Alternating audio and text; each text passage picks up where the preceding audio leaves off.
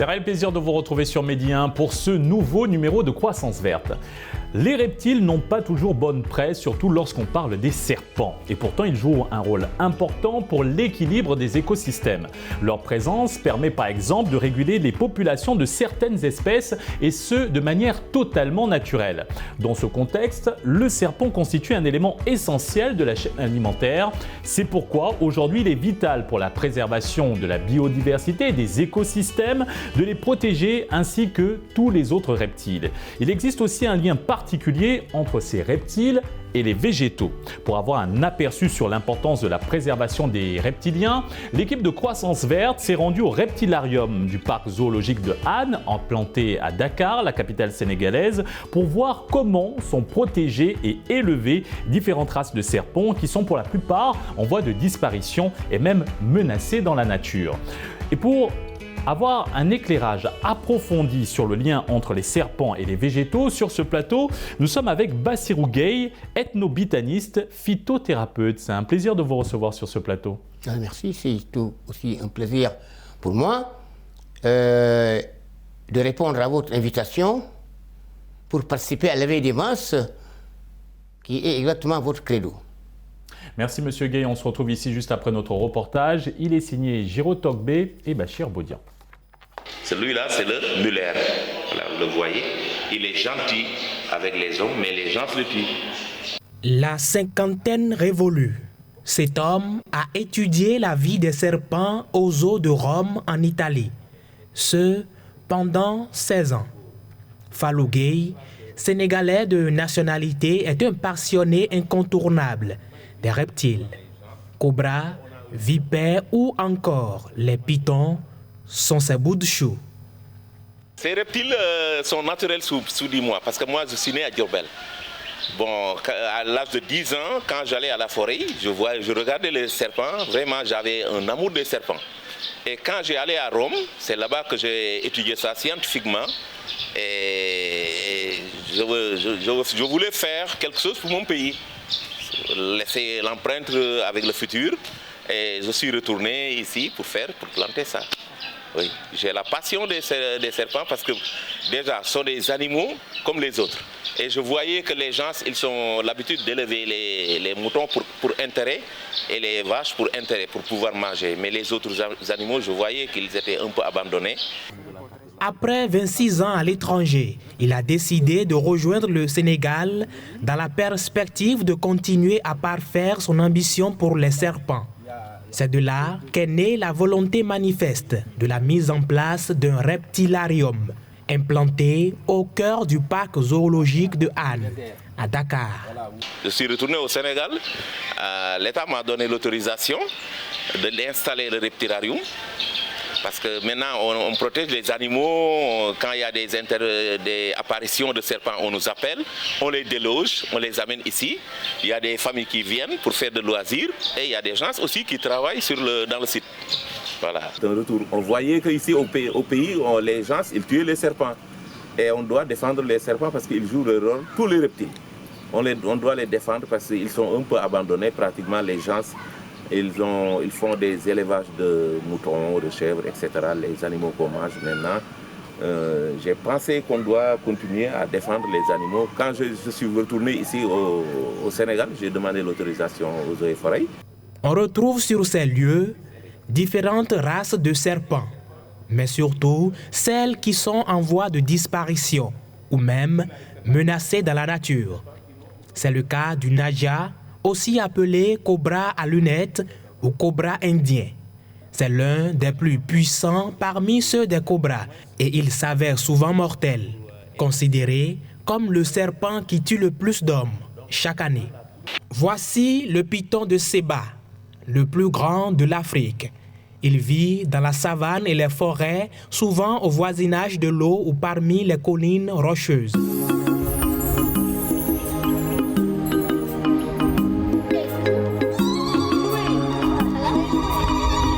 Tout ceci fait l'objet de tourisme et les curieux ainsi que les courageux y viennent pour une balade. D'accord. Bonjour, ça va? Ça va? Présente-toi. Moi, je m'appelle Fatou Ndoye. Qu'est-ce que tu es venu faire ici? Hein? Qu'est-ce que tu es venu faire ici? Regarder les serpents. Et comment tu as trouvé ça? C'est bon. Tu as beaucoup aimé? Oui. D'accord. Qui t'a amené ici? Maman Mounas. On habite à Dakar depuis 8 mois, on travaille ici et cet après-midi on est venu visiter le parc de Han et comme on a vu les panneaux pour le planétarium et que les filles elles aiment bien les reptiles, on est venu, hein les filles? Oui. Voilà. Et vous aimez les reptiles, pourquoi? Bah en fait je trouve que ça bouge vraiment avec, c'est hyper beau quand ça bouge et même si c'est effrayant c'est très gracieux et c'est fascinant je trouve comme animal à observer. Et là tu n'as pas peur hein? Si, mais, ils vont pas nous sauter dessus donc ça va. Donc ça rassure. Un peu, oui. Quand même. Et toi, princesse, qu'est-ce que tu penses de ça? Moi j'ai un peu peur des reptiles, surtout des crocodiles, parce que c'est dangereux, du coup voilà. Ça c'est les araignées qui te font très peur. Oui, surtout les araignées. J'aime beaucoup, c'est quoi? C'est un varan. Ouais, j'aime beaucoup ce varan, il est assez joli, parce que j'aime bien cette tache sur son dos. Voilà. Les varans, quant à eux, sont des lézards de la classe des reptiles qui possèdent une langue à 2 extrémités séparées et la plupart d'entre eux sont de grande taille. Ils sont retrouvés dans les régions tropicales et sous-tropicales de l'Afrique, de l'Asie et de l'Australie. Cette dame, par contre, est passionnée par les crocodiles.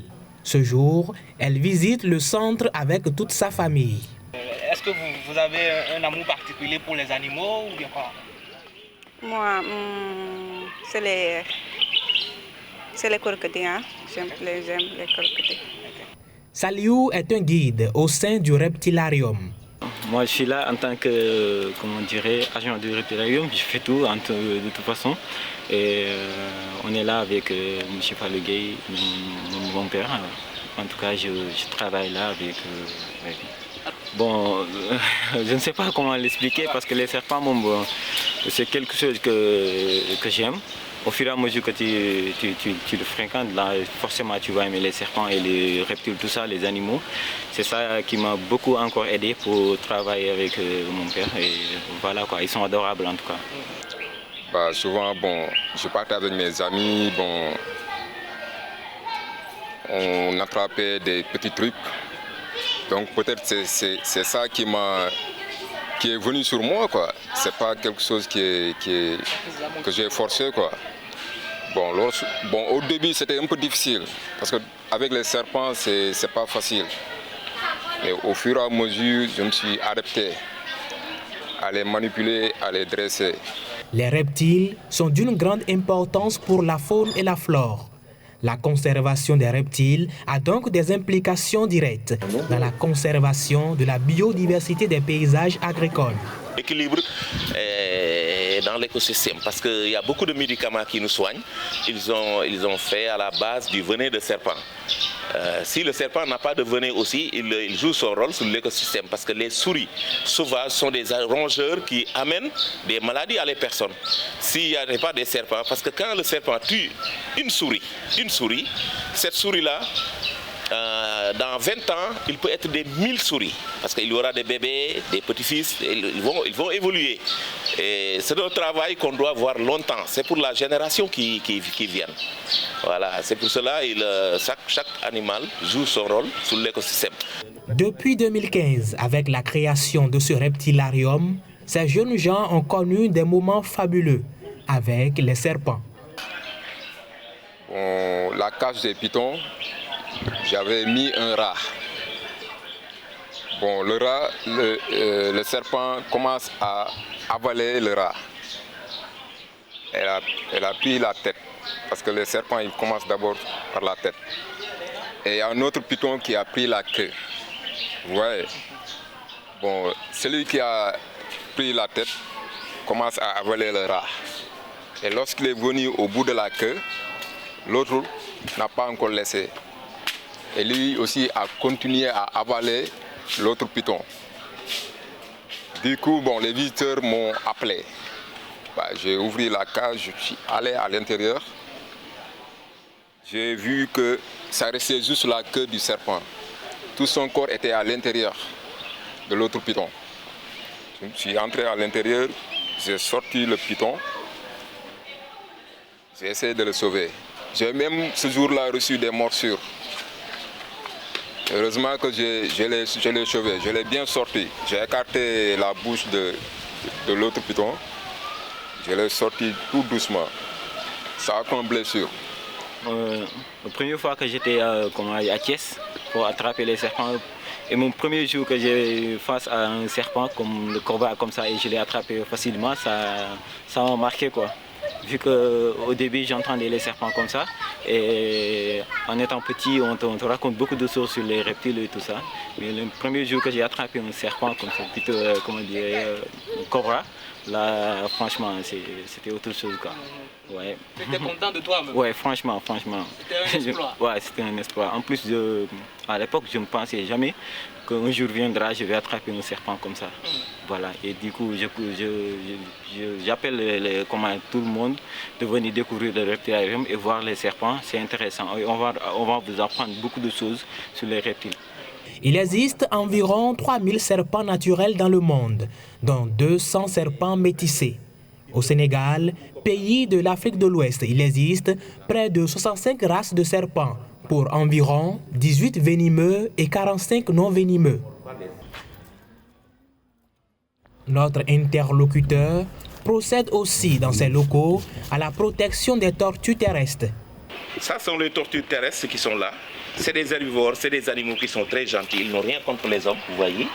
Ils cherchent toujours de se défendre. C'est ça leur carapace. Ils peuvent vivre jusqu'à 120 ans. Ils mangent seulement de l'herbe. Ils pondent des œufs, minimum 20, maximum 40. Il peut arriver à 40. Il y a le mâle qui a le ventre creux. Vous voyez, ça celui-là c'est le mâle. Il a un creux sur le ventre. Et celui-là c'est la femelle. Le ventre est droit. Vous voyez, le ventre est droit. C'est pour le système de facilité, le système d'accouplage. Voilà.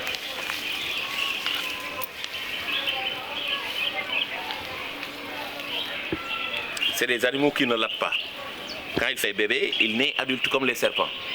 Il commence à manger de seul et à faire tout de seul. Mais à ce moment, il faut être très prudent parce qu'il y a les oiseaux qui viennent pour prendre les bébés. C'est pour cela qu'on a préparé là-bas pour les mettre. Voilà. Là où, quand il y a une naissance, on les amène là-bas. Ils sont âgés de quoi? Bon, celui-là, il a 40 ans, l'autre 35 ans, les deux autres 35 ans. Il y a un autre de 20 ans qui est là. Le Sénégal accueille des reptiles sur l'intégralité de son territoire, bien que les espèces et leur densité diffèrent en fonction de la région et de la végétation.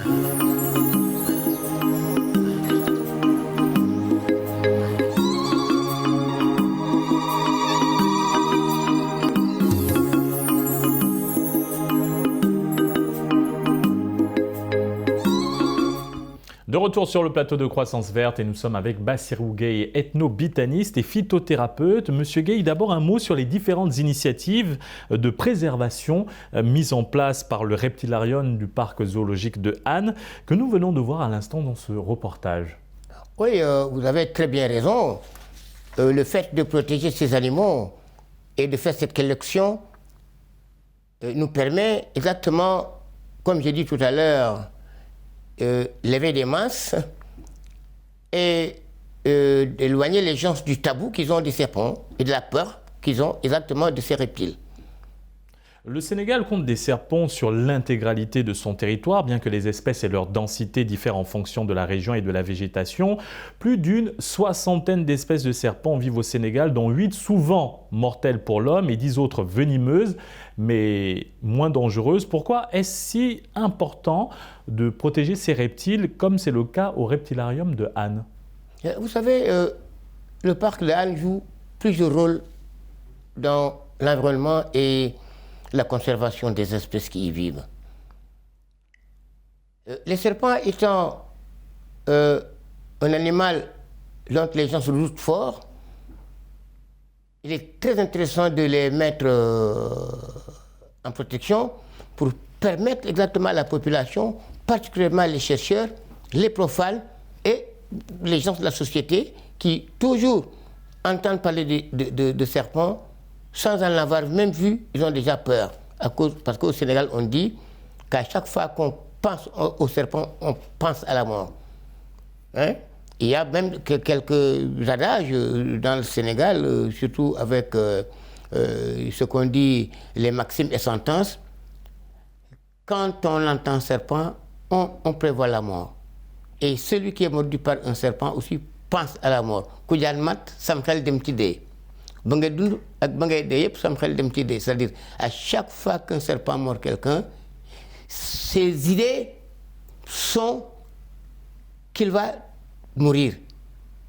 Qu'il vive ou qu'il meure, il pense toujours à la mort. Maintenant, Monsieur Gay, quel lien existe-t-il entre ces reptiles et leur milieu naturel? Je veux bien sûr parler des végétaux.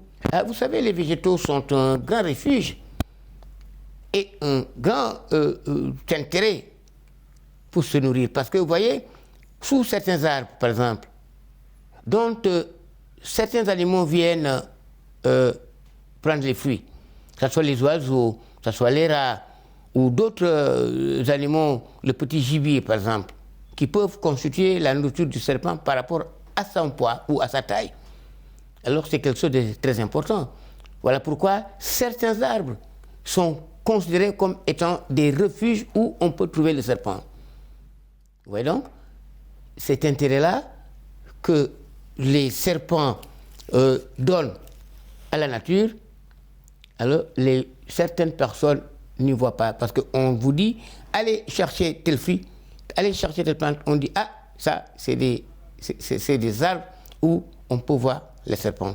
C'est vrai, parce que les serpents étant des rôdeurs, avec leur langue bifide, ils peuvent trouver là où ils peuvent entrer. Ils n'ont pas de paupières avec les yeux. Monsieur Gay, à part la régulation de la population de certaines espèces, les reptiles sont aussi utiles pour l'homme, particulièrement les serpents, parce que certains produits dérivés de leur espèce sont utilisés dans la pharmacie ou la pharmacopée. Vous arrive-t-il d'en faire usage dans vos thérapies? Oui, parce que moi, je fais aussi beaucoup de produits dermato, pour lutter contre le dermatose en général de toute nature. Bon, il y a un produit que les gens appellent huile de serpent, mais souvent, c'est une huile qui est constituée de plus de 8 huiles de plantes, qui est la liste des huiles végétales. Par contre, il y a une huile qui est extraite exactement de certains serpents pour faire exactement ce produit antidermique d'une manière endothérapique, c'est-à-dire en dedans du derme. Alors, il y a aussi que les opothérapeutes utilisent aussi beaucoup de produits issus des serpents, particulièrement le venin.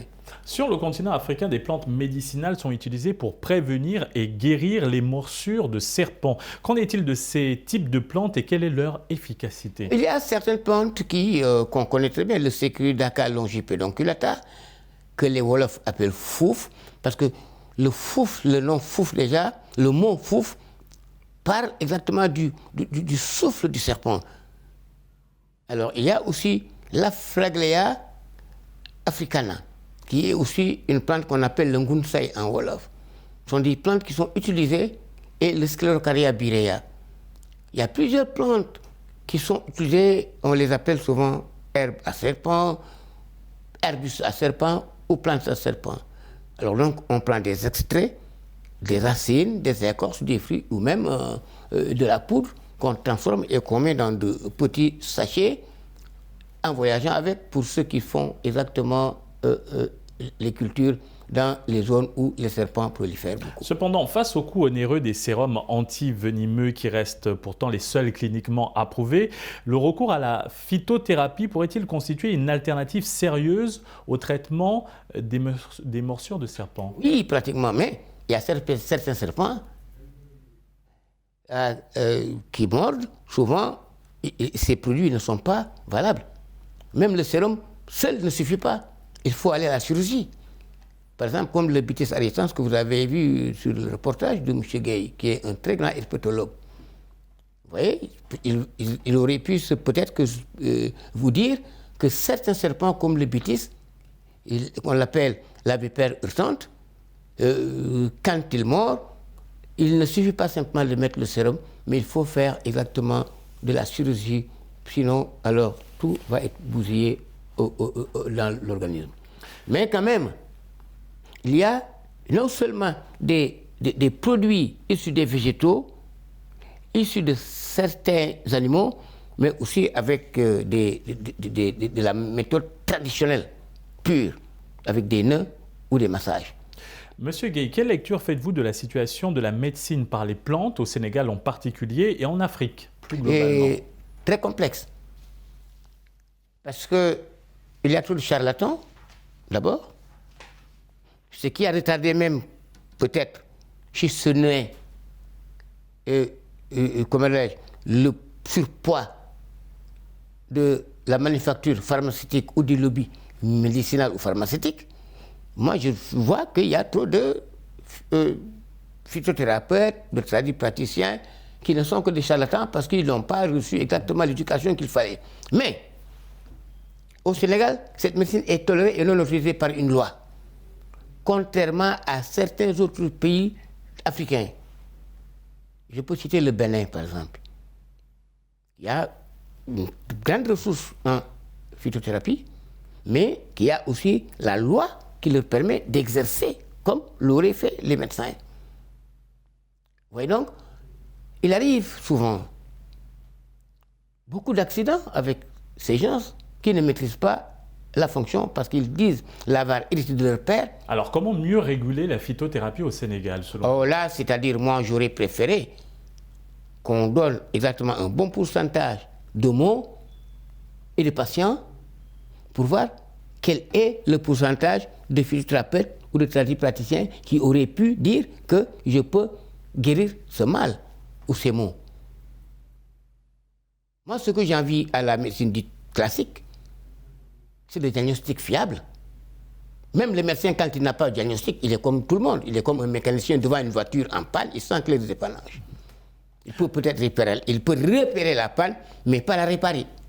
Avançons dans cet entretien, Monsieur Gueye. Vous êtes ethnobotaniste et phytothérapeute au Jardin de Hann. Vous arrive-t-il de collaborer dans vos différentes activités avec Monsieur Fallou Gueye, l'initiateur du Reptilarium de Hann que nous avons vu dans ce reportage? Mais vous savez, j'aurais pensé même que si ce n'était celui qui vous a demandé de venir, si vous ne m'aviez pas dit là où vous avez pris les renseignements pour me joindre, j'aurais dit que c'est lui qui vous a mis dans mes trousses. Alors Fallou, c'est quelqu'un que je connais très bien depuis qu'il est arrivé au parc. C'est quelqu'un de très disponible, quelqu'un de très doux d'ailleurs. Et c'est cette douceur peut-être qui a valu que les serpents, comme tous les autres animaux, comme tous les êtres vivants, ont quand même un sentiment par rapport aux gens qui les aiment. Parce que souvent, quand on parle amour, il y a aussi beaucoup de haine par rapport au comportement. Il y a l'amour, mais il y a la haine par rapport au comportement, je dis bien. Même le chien, quand vous le voyez venir, vous allez voir si le chien a l'intention de vous accueillir ou de vous rejeter. La plus forte raison, exactement, ces êtres qui ne peuvent pas être domestiqués de si vite. Merci Monsieur Bassirou Gueye pour cet éclairage concernant les reptiliens et les serpents. Nous rappelons que vous êtes ethnobotaniste et phytothérapeute. Oui, très bien, merci. Je vous remercie. C'est moi qui vous remercie, comme j'ai dit tout à l'heure. Vous nous avez permis de nous ouvrir vers les autres pour qu'ils puissent voir ce que nous faisons de caché. Merci Monsieur Gueye, merci à vous d'avoir suivi cette émission. Très bonne suite des programmes sur Média.